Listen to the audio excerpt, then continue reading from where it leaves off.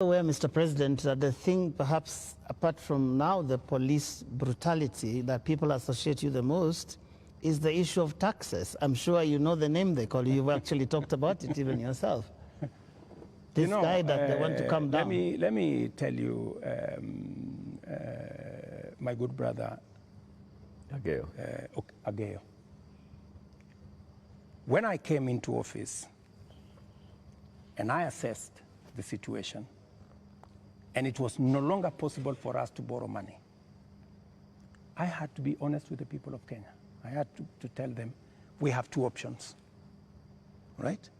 And even as we imposed taxes, we explained, we made sure that there was adequate, elaborate public participation on what it is that we were trying to achieve. And let me tell you the following. I have done the best that I could globally. Today, our country has tremendous respect from many quarters globally because of what I have done. I have raised the profile of our country. Today, I was in Narok, and the tourism numbers in 2022, 1 million tourists. In 2023, last year, 2 million tourists. This year, by God's grace, we will get to 2.7 million tourists because of the profile that I have done for the country. I know somebody will say that, that there is no truth in that, but call the tourism sector. They will tell you themselves that all hotels in Kenya today are operating 80% upwards, which is a new phenomenon in Kenya. I will also tell you that the international community have developed enormous confidence in Kenya. I see people who are saying, why did William RuTO go to China? Why did William RuTO go to Europe? Why did William RuTO go to America? Let me just tell you the following. When I went to China, we got money to be able to put equipment in 70 of our technical training colleges. Today, the contract has been signed, the equipment is being manufactured. When I went to China, we got money to build Bosto Dam that has been waiting, that will serve the counties of Bomet and Kericho. When I went to China, we got money to build, we got 30 billion shillings to build roads in Nyandarua, in Kirinyaga, in 8 other constituencies in Kenya. That's why I went to China. When I went to America, we got a $1 billion facility to be built in Naivasha that is going to be the biggest data center in Africa, funded by UAE, working with Microsoft and Kenya. When I went to the US, we also agreed Kenya became the only country in Africa that is going to benefit from the CHIPS Act, where we will be manufacturing computer chips with other countries.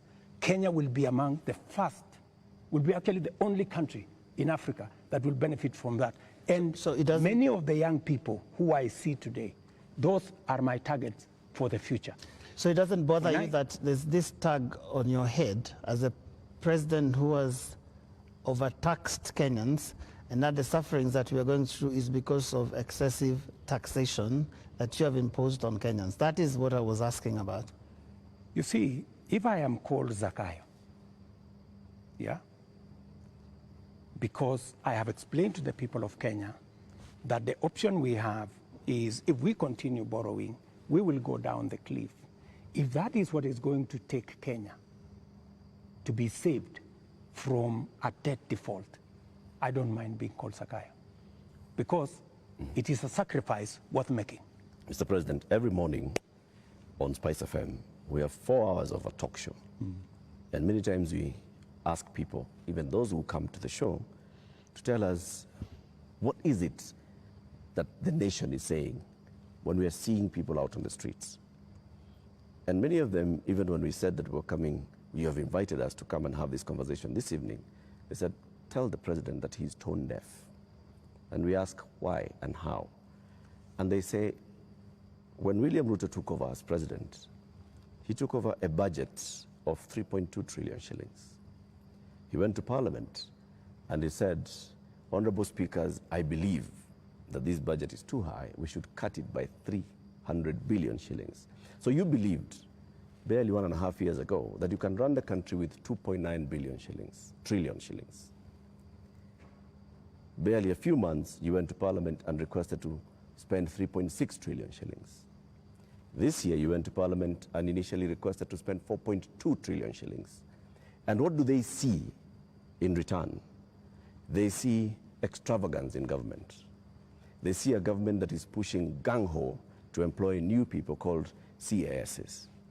They see a government that is purchasing new motor vehicles and trips that are extravagant. They see opulence with those that are close to the president appearing in public carrying wads of cash. They see condescending attitude from those who serve in this government when they're asked, why are you spending? And they respond the way they respond. Your advisors speaking the same.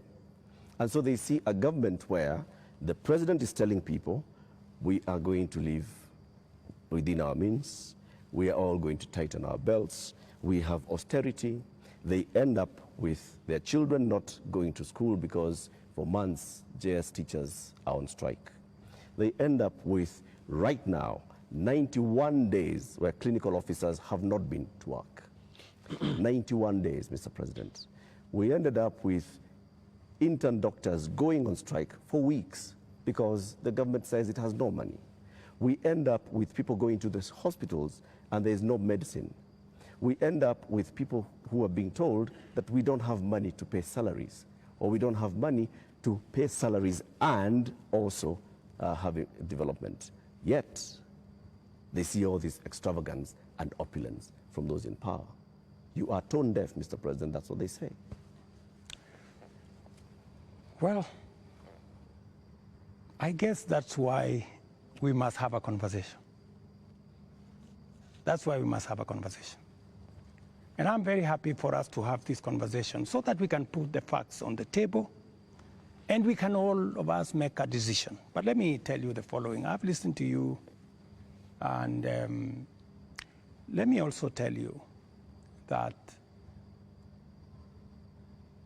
today, the universities, which were almost closed, they had debts of 60 billion shillings. I have enhanced their budget by 40 billion shillings, the universities, because education to me is very important. It is the greatest equalizer. Today, the universities can confirm to you, and I was sitting here with the vice chancellors, that I made the right decision because we are funding the universities better. Let me also tell you, I took the decision to hire additional teachers, 56,000. It has never happened in the history of Kenya. Why? Because education is the greatest equalizer. Many parents in rural Kenya take their children to schools that have no teacher. And we are disadvantaging them. The children of the poor get the worst form of education. They have no chance. I decided, because I said it is bottom up, I decided that I'm going to put more money in making sure the child of every Kenyan has an opportunity to be their best by giving them the correct education. I decided that I am going to put money in farming. The first year, I put 10 billion shillings in fertilizer subsidy, a program that had been scrapped for 5 years. The difference is obvious. Today, by God's grace, we have a harvest. The prices of food commodities has come down. Day before yesterday, Latif, there was a release of where we are with inflation. Inflation in Kenya is now 4.6%. When I came into office, it was 9%. Inflation coming from food products. it was reported not by me, by the institutions that are charged, 4.6%. We have, where I have invested money, I can account for it. Right. And it is making a difference in the lives Their of concern many. is on extravagance in government. I will come to opulence in on opulence and extravagance. Every trip I have made, I have not made any trip outside Kenya to go and do things that are of no benefit to this nation. I can account for every trip that I have made outside our nation, whether it is on projects or programs or investments or even the profiling of this country to put it in good standing for us to attract investment. In fact, the Nairobi Stock Exchange, which was almost closed, was rated the best in the world. Not said by William RuTO, but it was in the public domain by Bloomberg. If you don't believe me, believe Bloomberg. Mr. President, So I have done what I could for the country. You have But not let me answered- finish you have not answered the opulence. questions. Let me go to the opulence. And let me be very clear that the display of insensitivity is a statement that has come to me, and is a sentiment that has come to me, and you will see something very different going into the future, whether it is coming from my staff, whether it is coming from this office. And I know people have raised issues of CAS, for example. I deliberately, even after Parliament had approved the position of CAS, I have not appointed any CAS because I realized that we were in a situation that we could not. And no CAS will be appointed until we have an economy that can support more opportunities. I know citizens have said that there is no need for the office of the First Lady or Second Lady. Third Lady. These are offices that were there. But because we have to live within our means, those offices from tomorrow, this new budget which is starting tomorrow, they will not be part of our equation, because in the face of what has happened, we have to trim down every other area. And in fact, not just those, many other spaces are going to be trimmed down to reflect the new reality, especially after the finance bill was taken down by myself. When I said we take this down, we are going to cut our cloth. We are going to cut our coat, the size of our cloth. We're going to reduce money going to counties. We're going to reduce money going to the judiciary. When I came into office, the judiciary was getting 18 billion. Today, they are getting 25 billion. But it was because I believed in the rule of law. I believed that we needed to do something about making sure that our judiciary has resources, because Kenyans were telling me directly, justice delayed is justice denied. Will you I cut have the size hired of your government? the highest number of judges under my administration, because I believe that Kenyans must deserve justice. Will you reduce the number of ministers, ministries, or state departments, or advisors? That is an area we are going to target and cut down, because it is the reality we have to face. Mr. President, when things like this happen elsewhere, this is a whole finance bill that's been taken down. Correct. You have people who have been advising you on financial matters. You have people who have been advising you on political matters, listening to the people. You have advisors who have talked down at Kenyans, who have called them spoiled kids, KFC, Java, and whatnot. And you have people who have been around you talking into your ear with regard to some of these things. And many people have ventured to actually say that this amounted to a vote of no confidence. Is there going to be some kind of shake-up that actually acknowledges that this is not where we should have been, and therefore, I am sorry, Kenyans, and this is what I'm doing about it? Because short of that, how are we to know that we will not find more of the same? Watch this space. There are those who have said, now that clearly there are many people who have lost confidence in Parliament, there are those who have lost confidence in you, that maybe the way to regain the legitimacy is to go to an election. There is no provision. You know, we are a country of the rule of law. Yeah? We must, whatever it is that we do, we must keep it within the parameters of the rule of law. And we cannot take what has happened over the last 2 weeks or thereabout and say we are going to abrogate our constitution. I think we will be going towards anarchy. And I don't think that is where we want to take our country.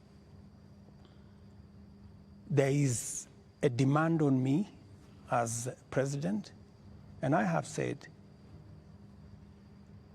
because of where we are, because of what has happened, there is going to be a thorough cut down on many things, whether we are talking about allowances, maybe even we should have a conversation around salary.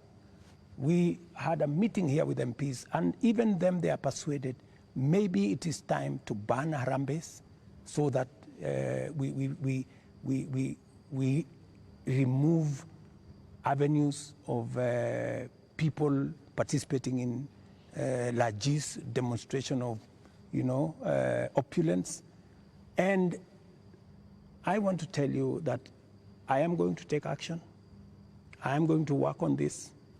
I know what we should do, but I am also not going to be reckless and take the country into a crisis. I will make sure that I act responsibly and listening to what the people of Kenya are saying. I don't know if this will preempt you, Your Excellency, but one of the most serious concerns that have been coming out, including in the Gen Z demonstrations, is the question of corruption. And right through this interview, you've not mentioned the word. And even as you go into that, I want to give you two illustrations. Kenyans dealt with or encountered the problem of fake fertilizers, and you never took action against your cabinet secretary for agriculture. Before that, we had the scandal around the importation of edible oil, which, Your Excellency, we don't know where the edible oil is to date. I don't think it ever found itself to the market. Again, there is a cabinet secretary in that ministry. And also, what got into the market was condemned sugar. And when we look at all the information around these three cases, these are people close to you. They're cabinet secretaries.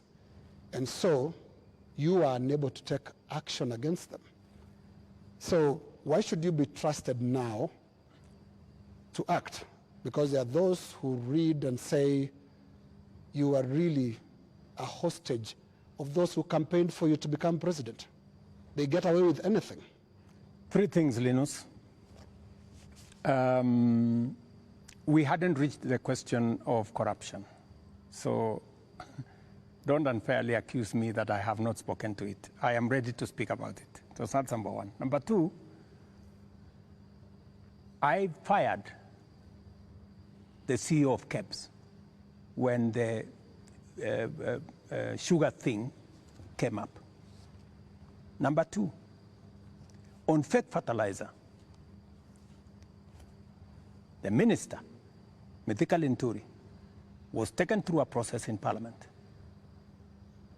The CEO of National Cereals Board, the general manager of National Cereals Board, and other 7 members of staff are in court as I talk to you. The people who signed the contract, they are in court. You spare big fish and roast the small fish. No, let me just finish. Yeah. Because I need, Linus, I am a fair person, and I am a believer in the rule of law. Even though I may not like you, but I must respect that there is a due process.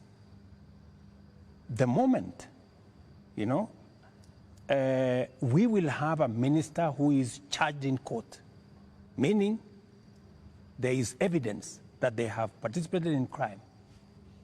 Believe you me, I will take the action that is necessary. But if somebody is taken through a process and that process comes out without an indictment, I mean, surely we must give somebody the benefit of doubt until it is proven. But and the fact that the CEO, general manager, and all the people that were there who actually evidence was found have been arraigned in court, isn't that a step in the right direction? What a political responsibility. What a political responsibility. Let me finish. And then number three, the other one you asked me was edible oil. The people who are involved in edible oil, I fired them, and they are in court. We have a new management in Kenya National Trading Corporation. In fact, we've just hired a new management for the Kenya National Trading Corporation. So those are actions that I have taken. And for your information... Void of what Joe is calling political responsibility. Yeah. I mean, but you see, else in the ministry can be... But you see, yes. But you see, gentlemen, if there is no evidence against a minister, surely, do you want me to fire somebody if there is no evidence? You know, there was a time, Uhuru Kenyatta, as I served him as his deputy, removed 6 cabinet secretaries.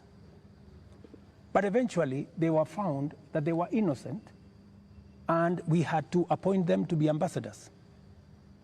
You know, so some of these, you know, actions must be tampered with process of law, you know, due process. So unless we follow due process, gentlemen, we will end up being something else. Up to this, just a moment, Eric, in a moment, because up to this point, Your Excellency, if I don't want us to lose the context, the last 2 weeks have been extraordinary. We've never seen anything like this. You have KDF troops in the streets of Nairobi.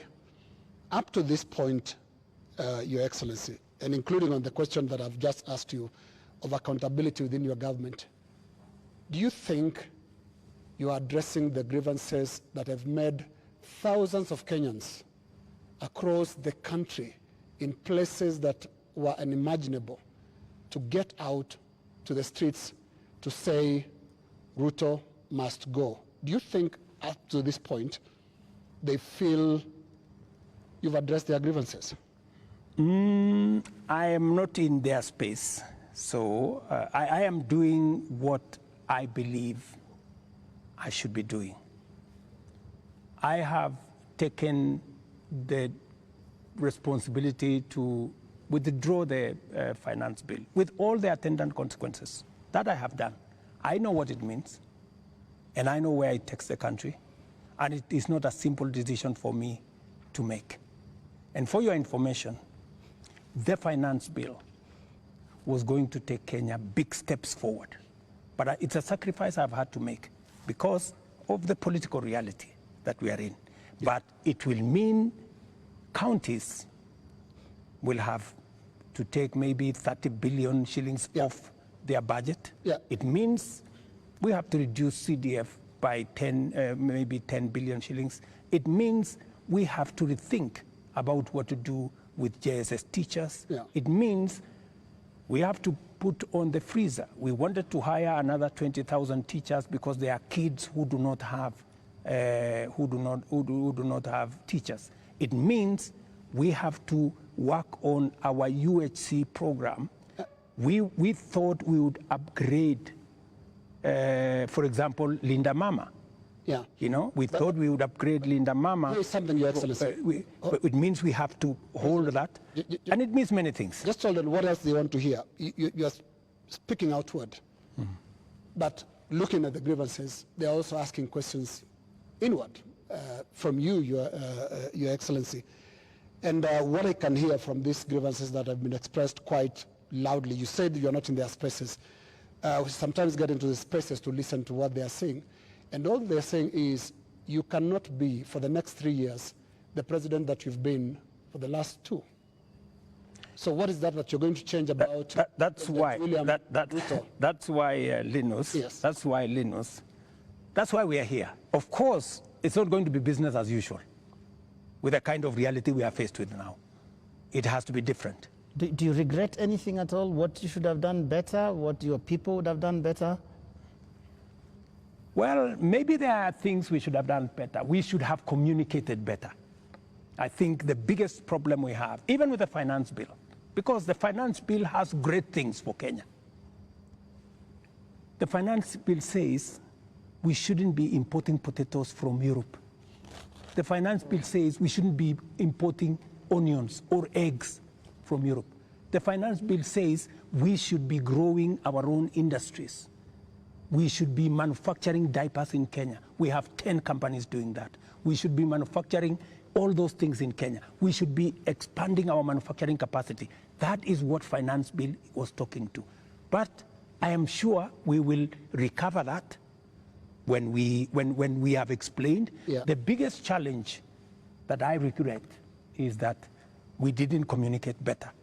Maybe we failed in explaining to Kenyans what the finance bill was all about. Because I promise you, if I am given a chance to explain to the people of Kenya what was in the finance bill and what the finance bill would have done for this country, every Kenyan would have agreed with me. But my regret is that they we would say didn't explain. you were here, Mr. President. They said you would have explained.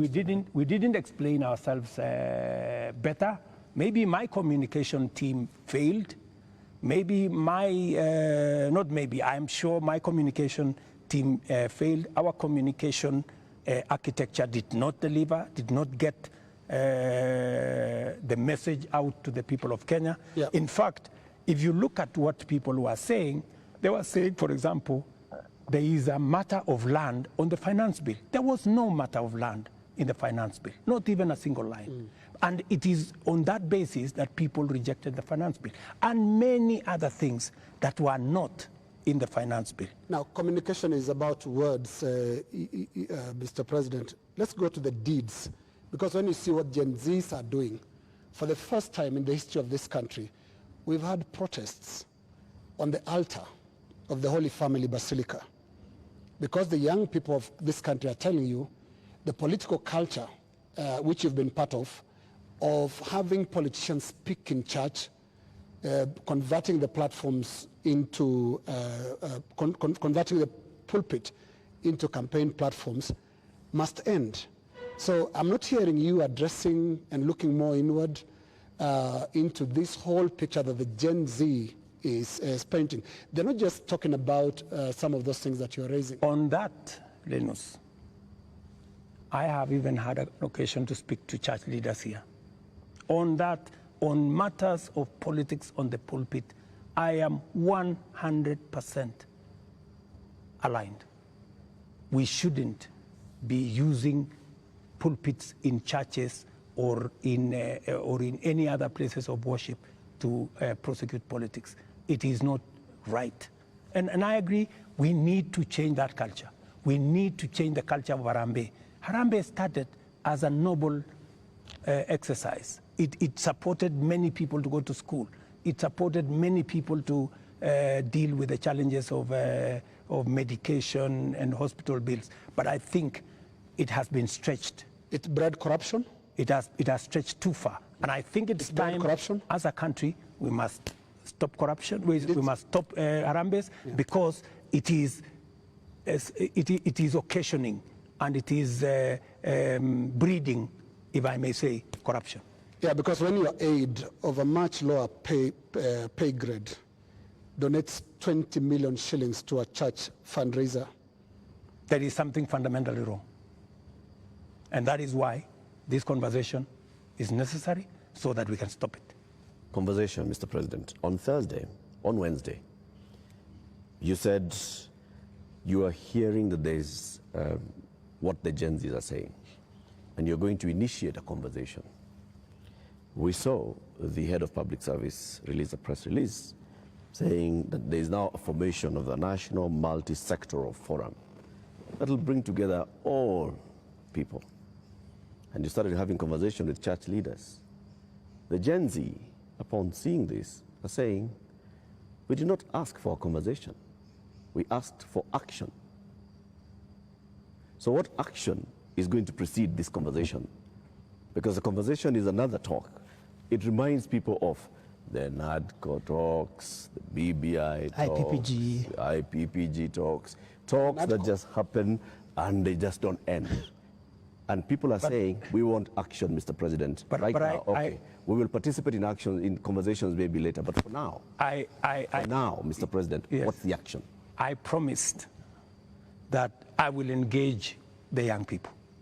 Yeah, I promised. I was just making good my promise. And I promised a multi-sectoral forum, and that's what I have put out. I also promised that these are some of the topics I want us to discuss. I want us to discuss debt. I want us to discuss taxation. I want us to discuss unemployment. I want us to discuss corruption. I want us to discuss these issues. And it was a suggestion, and I am open. I am hearing that the young people are saying, we don't want a multi-sectoral forum. Maybe we should have an engagement with the president on X.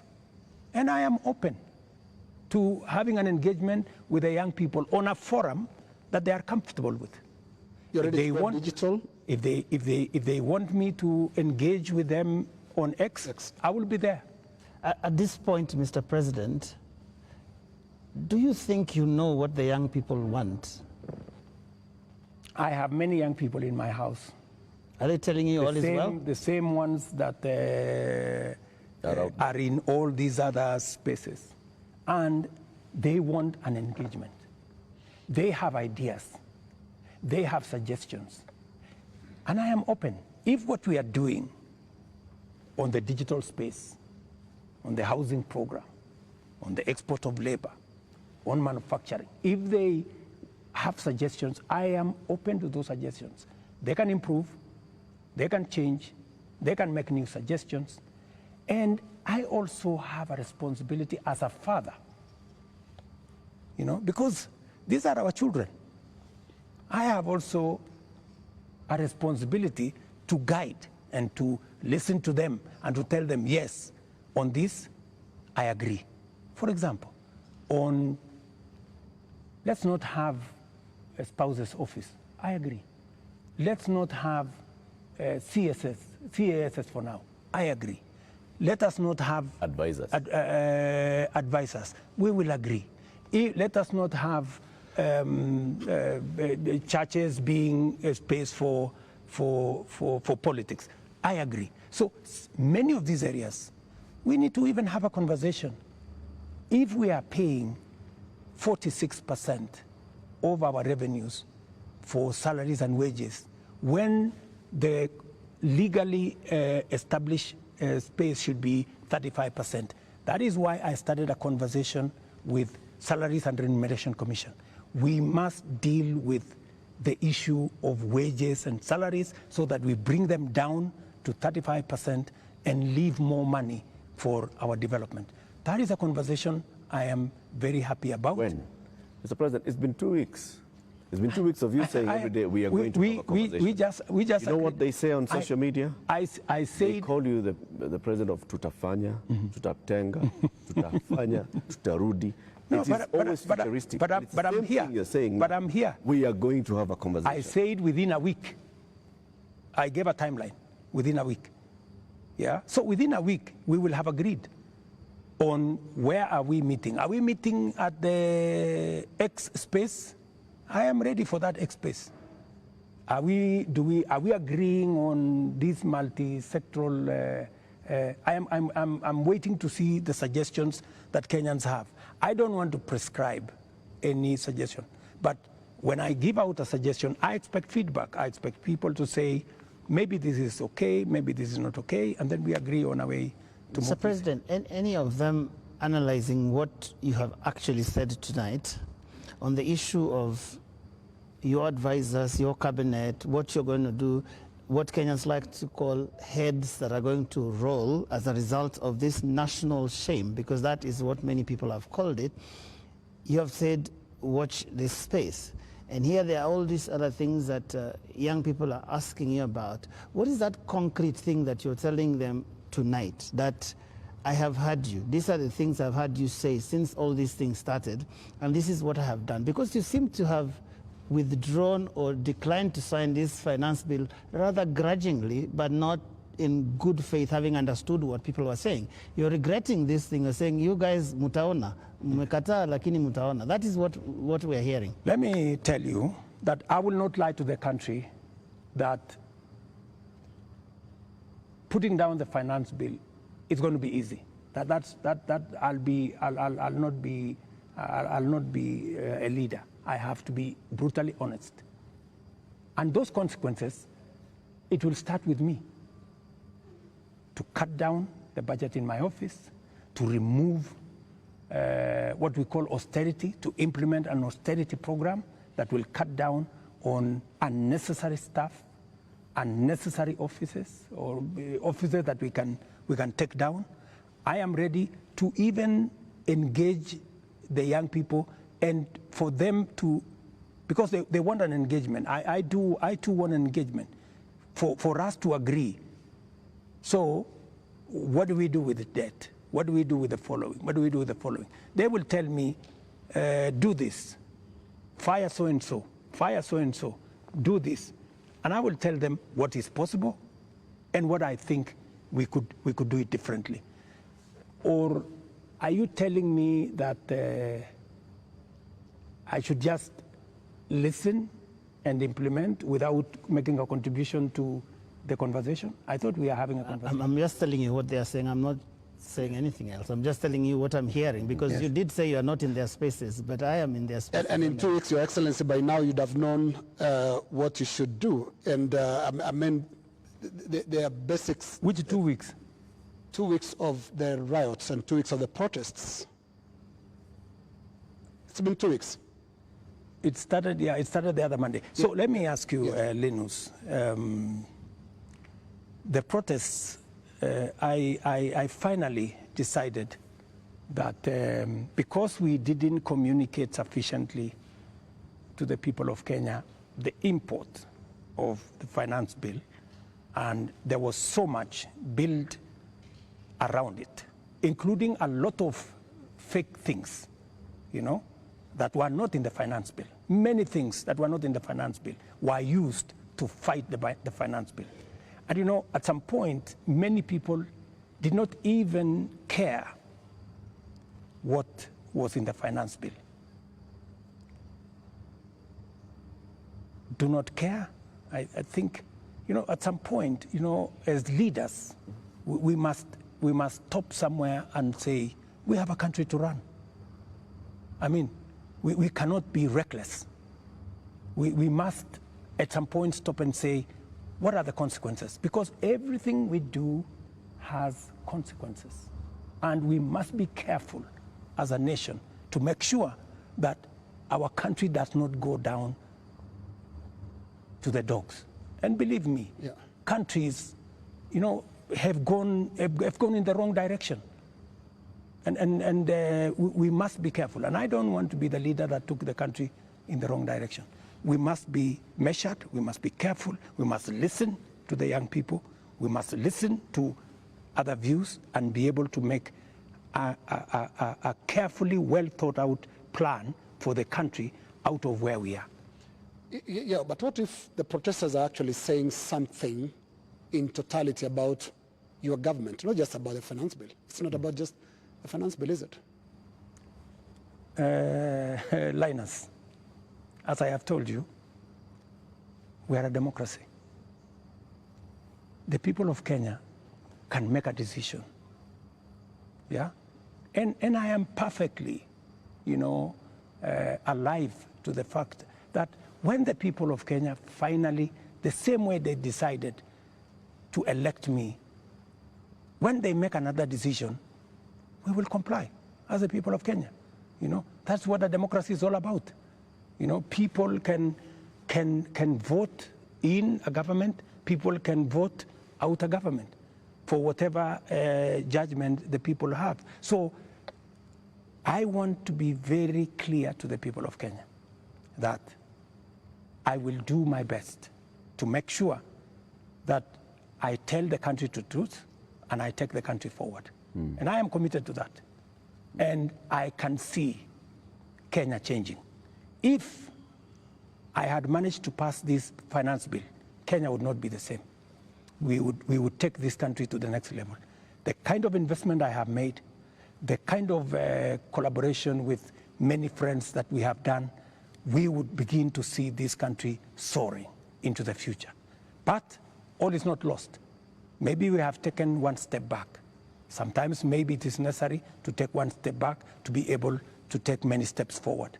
And that is my thinking of this situation. But surely it must bother you, Mr. President, that 2 years ago you ran such a euphoric campaign with things like Hatupangwingwi, and 22 months down the line, your State House is surrounded by the military. The military tanks, scary as they are rolling on the streets of major cities.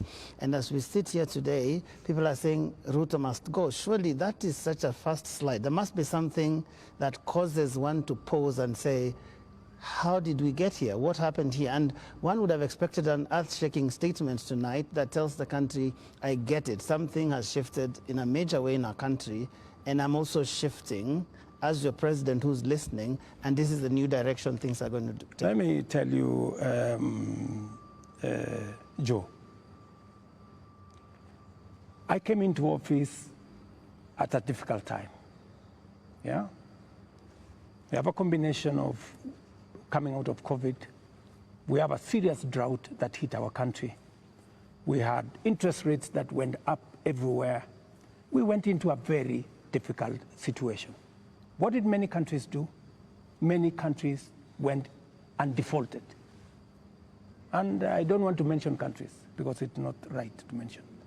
But almost 8 countries in Africa went down. Many people expected Kenya to be among the 8. But believe you me, I have carefully managed the economy of Kenya. Kenya is not among the countries that have defaulted. If anything, we have running programs in Kenya. We have a whole housing program that is running. We have a whole digital program that is running. We have made changes in our education. We've hired more teachers. We've made sure that we have a new funding model for our universities. We have supported our farmers. We have reduced the cost of living. We have done many things, even in the context of all the challenges that we have had. I am telling you, I came in, and I believe I'm the right person to be in this space when Kenya is in a difficult position, because I believe I am the person who can sort out the challenges that faces Kenya at a point like this. But when the public and the protesters, the Gen Z, some of who actually formed the base of your election campaign, are telling you, we are disappointed, you've not delivered. Hashtag RuTO must go. What do you tell them? Let me tell them the following. Good friends, the young people of our nation, my sons and daughters who supported me to win the election. I hear you. In fact, I saw, I think it was on your headline, a gentleman from my village who was saying, the president has let us down. Many children in this village are not getting jobs locally. That is why they are going abroad. Little did he know, my good friend from my village, that the children, the 500 of his colleagues around our village, are actually part of my plan on export of labor. They have actually, I intentionally supported them to leave the country because we got them jobs outside Kenya. So I am telling the young people of our nation to be patient. Our housing program is rolling. We will be hiring more architects, we will be hiring more engineers, we will be hiring more professionals to support our housing program. In the next 2 years, we will have 300, maybe 1,000 people working in that space. Be patient. We are sorting out the challenges that are facing our digital space. We're rolling out our digital space.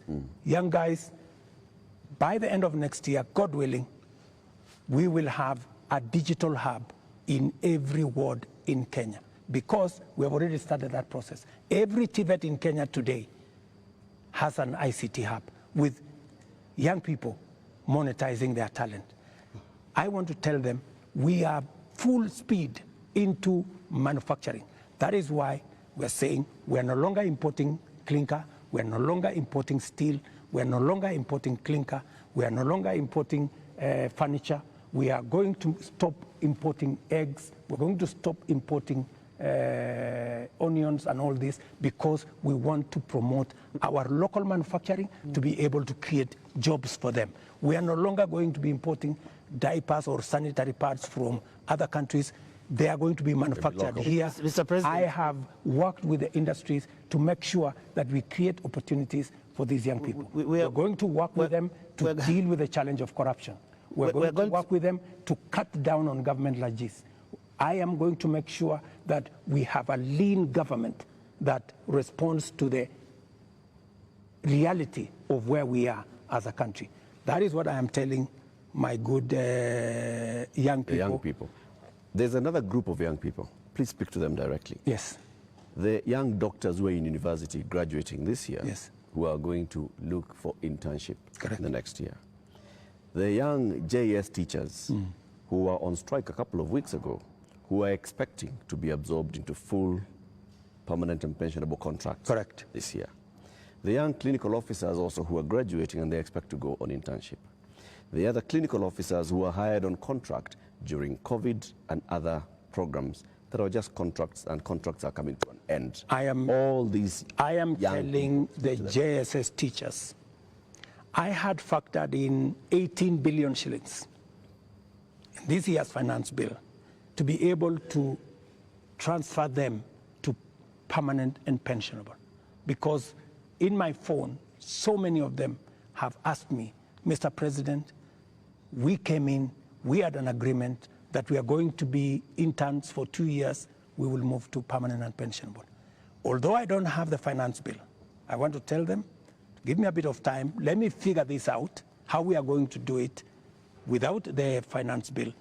We had also put 3 billion shillings for the doctors so that we can be able to sort them out, especially the intern doctors and those who we intended to hire to, under our UHC program. I had put 10 billion shillings on the UHC program under the finance bill. That is now not in the equation. I have to figure out, let them just give me a little time. I'm going to figure it out again because I know and I feel and I made a commitment to them that we will do this. So even in the absence of the finance bill, and even as we cut down on expenditure on many other areas, it is still my commitment that we will see what to do with them so that the job they are doing in teaching our children, in treating our people, do not go to waste. Mr. President, we're almost winding down this, but have you noticed that those young people, they actually have worked out the things that they believe you can take out and still be able to do the important things? Because you seem to have this elaborate plan, and I'm wondering where their views will fit in, because you seem to have this all worked out, but they probably don't want all those things. That is why they have figured out. That is why, you know, part of what I told you, Joe, is communicating, you know, and I hope this time round I find a medium where I can engage, you know, and I'm ready to go to this X place to engage with them, and I want to tell them this is my plan. Okay, tell me how I can make this better. Tell me this is not good enough, you know. change this, because I have seen some of the demands they have made. They have said that don't hire CASs, and I agree with them. They have said remove the office of the first lady, the spouse of the second lady, and all that, and I have agreed with them. They have said a couple of things that we already are in agreement. They have, of course, said some of the things, abolish the office of women rep. I've seen they have also said we should reduce the salaries of MPs to 200,000 or something. Some of those things are things that are not in my power. Those are the things that we need to do a whole of society, a whole of nation approach, so that if we are bringing down salaries from 1.1 trillion to 700 billion, that is something I am willing and I am ready to start with my own salary, going down to salaries of others, so that we can all live within our means. Your Excellency, we're now going to our final questions. And my final question will be about the protests and the deployment of KDF, which you did a few days ago. Now, the Gen Z, millennials, and the online Kenyans that are organizing these protests are promising to be back on the streets on Tuesday. What should we expect on Tuesday when protesters, peaceful as some of them have been, turn up on the streets of Nairobi? Do we expect them to be chased away by the Kenya Defense Forces? First, the Kenya Defense Forces will not be on the street. They only come as a last resort. If the demonstrations will be peaceful, I promise you, the police will be there to protect the demonstrators. But the police will also be there to make sure that the criminals, the fellows who come to burn offices, the fellows who come to loot property, will also be dealt with. That is my commitment. We must all operate within the law, and that is what it is. My final question is on the elephant in the room, the elephant in our budget, public debt. Candidate William RuTO responded to a question during the debate, and he said he's going to commission an audit of the public debt.